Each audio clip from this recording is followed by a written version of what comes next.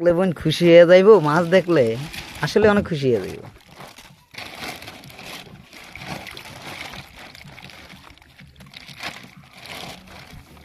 এই যে ট্যাংরা মাছ, গো ট্যাংরা মাছ না আর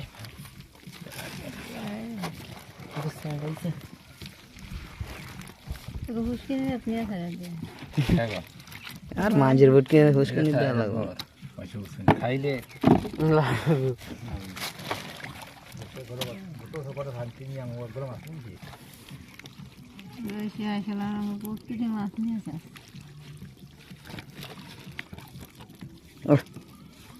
এটা কি মা, বউ একটু সামনে দেন বাস।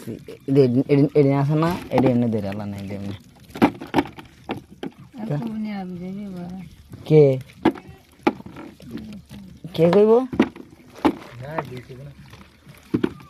দোয়া লাগবো। এই যে যেদিন এই সিস্টেমে আছে, তো বাড়ি দিলে তো জায়গা কিনারো কিনারো গেলে এটি কিনারো মাছটি তো ভালো।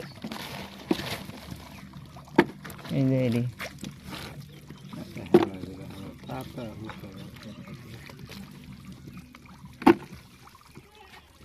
খালগো জালা তার মাছ সিরা না, এটা যার মানে এটা দেখবো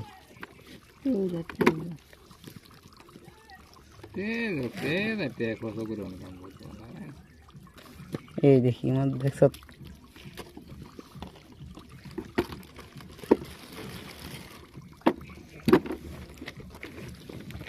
তোর কাকির একটা ভিডিও